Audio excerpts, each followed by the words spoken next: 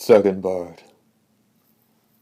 As the sun sank, and there was a sound of footsteps on dead leaves moving through the forest. It was Nan. The last few days seemed to be the worst for falling leaves, and every 10 feet or so she had to bring her hand up to brush off bits of foliage that had lodged in her hair. A nasty cold that had been making the rounds the last couple of days put all the teachers out of commission, and cancelled school as a result. So Nan's parents didn't object to her just hanging around. But they most certainly wouldn't approve of her paying a call to the vampire hunter. Going there was a bit of an adventure for Nan. For all intents and purposes, this visit was to talk about her own dreams and Sybil at greater length, and to resolve some of the mystery surrounding Dee. But while she had these thoughts in mind, her heart of hearts beat feverishly on account of what could only be described as the young hunter's dazzling beauty.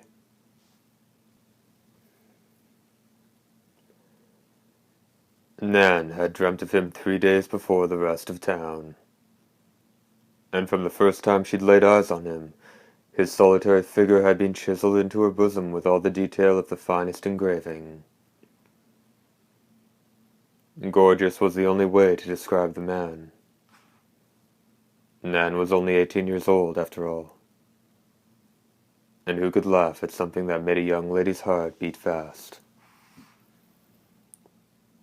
The windmill tower was suddenly visible in the golden glow of evening.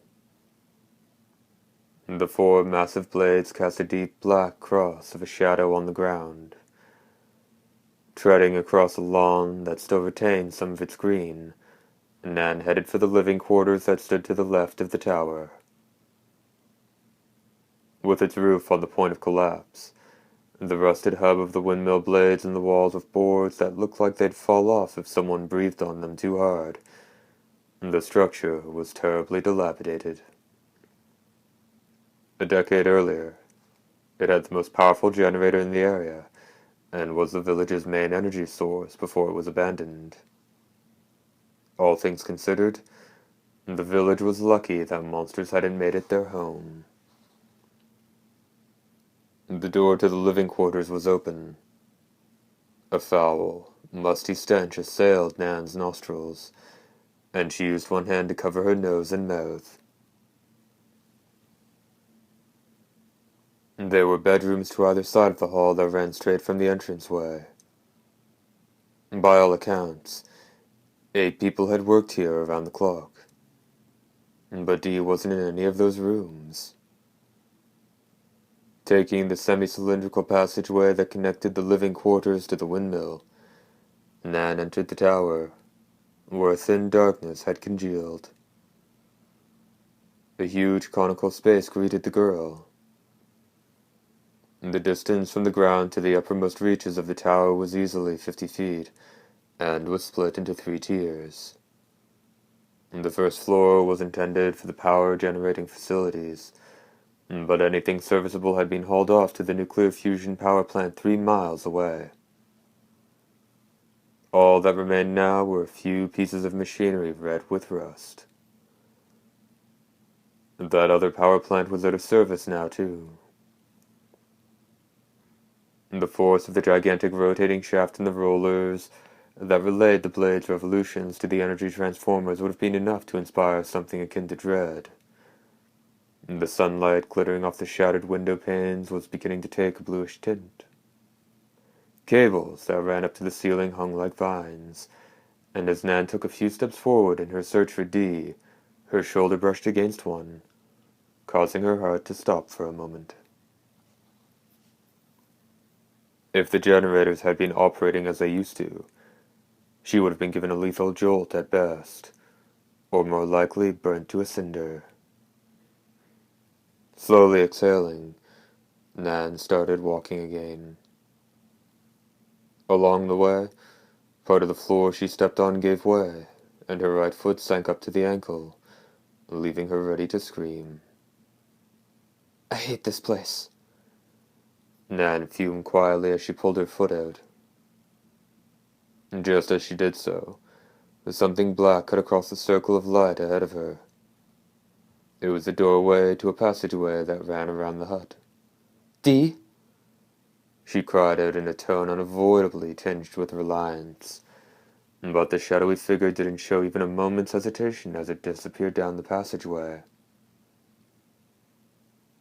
Anxiety enveloped Nan. Clemence's bunch might be here, she thought. She started running for all she was worth. The floor groaned, and dust flew up in a dingy curtain on her surroundings.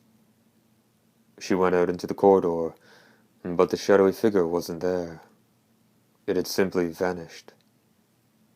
Without the sound of footsteps, or any sign it had passed this way. Running to the stairs, Nan charged up the creaking wooden steps as fast as she could. The door to the second tier was right at the top of the stairs. Nan leapt through it, and then stopped suddenly so that only her hair and the beads of sweat on her body still surged forward. In the blue darkness stood a figure in black raiment. He seemed like he'd been standing there for ages. Dee. Nan wanted to call out to him, but couldn't say a word. She'd already felt the ghastly aura emanating from his being. It was a call to battle. The second tier was where adjustments were made to the windmill.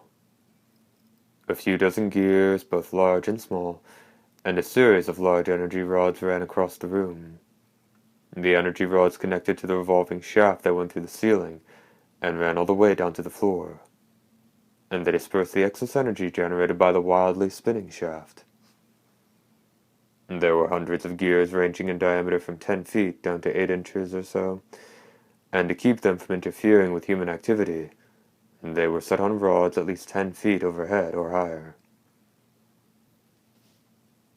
Given the utterly chaotic way they were meshed horizontally, vertically, and diagonally, they would have been a disturbing sight to see back when they were in action. While Nan was frozen in place, her eyes gazed at the thin darkness around Dee. There was nothing else there. All that was behind him was a worn-out locker with a toolbox beside it. Her vision grew blurry, and she felt a sharp pain in her eye as a bead of sweat dripped into it. Just as she shut her lids reflexively, a hard clang startled her out of her black field of view. Snapping her eyes open again with single-mindedness, Nan dimly viewed the collection of gears and rods, realizing that they were turning now. But how? At the same instant that she had a memory that the windmill controls had locked in place a decade earlier, the shadowy figure began to move. The stub of the long sword over his shoulder grew to twice its previous size. Just as Nan realized the hunter was drawing his blade, she felt the familiar sting that always accompanied a drop of sweat in her eye, and her vision again blurred. In darkness, Nan could only hear the sounds. A shudder ran through her soul. That noise just couldn't be right. It was definitely the creaking of gears, but even to a girl who knew nothing about technical things, it was clear from the sound that there was something wrong with the way they were running now. High and low, to a left and to a right, over her and under her. And along with the gears, there were indications the rods were moving differently, and the windmill shaft spun as well. If Nan hadn't been troubled by her eyes, perhaps she would have noticed they were all moving in the opposite direction from normal. The windmill wasn't driving them. Instead, the rods and gears were turning the enormous upright shaft. And although there was no way Nan could see them, the windmill blades remained wrapped in twilight, without the slightest tremor. And the question was, had Dee noticed all this activity was trying to supply energy to something else? and there was a sound of hinges snapping, and the door to the locker fell to the floor. And when a black shadow within the locker stood up, Dee turned around, and at the very same instant Nan was freed from the paralyzing grip. Rubbing her eyes desperately, the girl tried to catch a glimpse of the battle taking place right in front of her. Perhaps she was lucky to at least see Dee's leap the instant her eyelids opened. A cry of astonishment spilled from her mouth. The shadow was leaping as well. The two figures passed in midair, and the second the beautiful sound of their meeting blades reverberated, the strangest sensation took hold of Nan. Black garb swishing out around him, Dee landed right in front of Nan. But Dee then leapt away from that spot, turning about face in midair. Nan thought her eyes were going to explode into flames of astonishment. The person opposite them, he was Dee, too, wasn't he? There were two of him. Not only that, but the pose they both took now, with right hands holding long swords at the ready, and left hands extended before their respective chests, were the same as their movements in midair, virtually identical.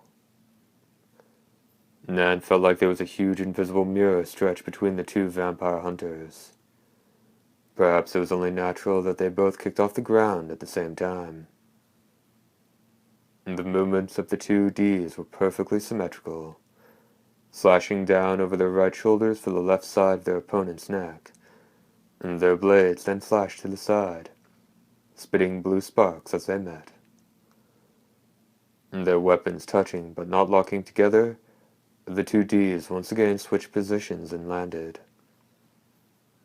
While Nan was aware of the fact that the D who landed in front of her again was the original, the two of them looked so similar her mouth simply hung open. This eerie battle, where the true tussled with the false, would tolerate no interruption by a human voice. But if both of them were D, just how would the real one defeat the false? The glittering sword reflected in an unseen mirror would doubtless cut both of them clear to bone. Step by step, the first D advanced. His opponent followed suit. Though it may have been her imagination, Nan thought she caught a cruel smile on the other D's face. It was only a second later that the same face donned a perplexed expression. Without breaking his stance, D had turned his back to him. His foe didn't move. The thread linking the false to the true had suddenly been severed. "Hey, what's wrong?" A voice spat mockingly. "Why don't you try getting some help from the other me?" The voice spoke to the other D, the one frozen behind the hunter's back. Nan got the impression that the words had spilled from the end of D's left hand, and no sooner had her eyes snapped wide with shock than the other D kicked off the ground without a sound. His blade ripped through the air, snarling like the breaking surf. Making no attempt to parry that slash, the black darkness of D's coat spread its wings before the attacker. A blow that should have severed bone merely ripped the cloth on the hunter's sleeve, and was no match for the blade that shot up from below and ran deep into the torso of the shaken and despairing attacker. D dodged the body as it dropped in a bloody mist, and backed away. Though the corpse was the very image of him, it didn't seem to stir any deep emotion in the young man. As he put his sword away and turned to Nan, his face was completely devoid of sentiment. "D, what in the world?" Nan finally managed to say, but the hunter cut her short. "Why did you come here?" Cold, was the only way to describe his question. Her eyes were trained on the shafts above her. All movement had stopped. I thought I'd talk to you about my dreams, since we never got to finish our conversation back in the bar.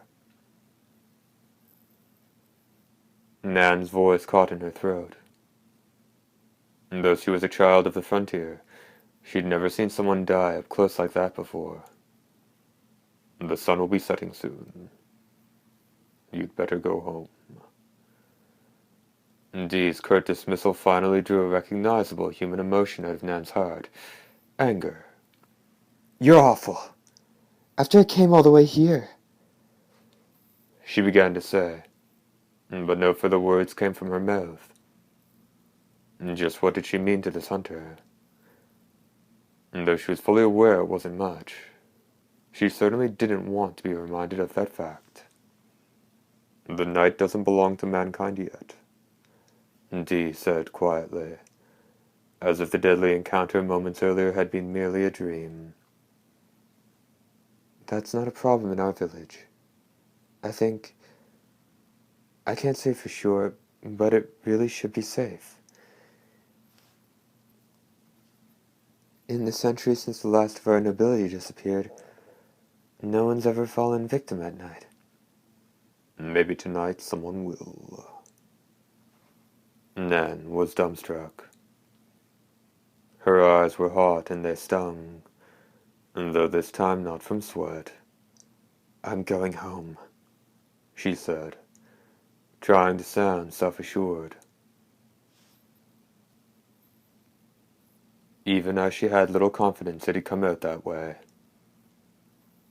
Her voice quavered with anger. Just turn and walk away and that'll do it, she thought. She dreamt of him 2 nights before the rest of town. What was that supposed to mean? Didn't that count for anything with this young man? Nan raised her face. Almost glaring, she said to Dee, I have to finish telling you what I didn't get a chance to say back in the bar. You want to know why I'm concerned about Sybil? Because I used to be in the hospital room next to hers. And having said it all in a single breath, she turned herself around and walked away. Going out into the corridor, Nan was on her way down the stairs when the tears spilled out. She tried to think about something else. Kane, a childhood friend who lived just a few houses from there, came to mind quickly enough. Though she could picture his face, no particular emotion was attached to his memory. Outside was a land of darkness. At a loss for words, Nan came to a standstill and hugged her own shoulders. The autumn chill night had been lying in wait for her, armed with a terrible chill. It was a coldness that pierced her to the very bone, and she couldn't recall another like it. Without knowing why, Nan looked up to the heavens. Stars glittered in the night sky, each as sharp as the point of an owl. The wind whisked across a grove in a scene that hadn't changed at all since she was a child. It greeted her the same way now. It'll be hard cider season soon, Nan thought hazily. But before she knew it, the chill was gone, and she was left all alone. Second part, end.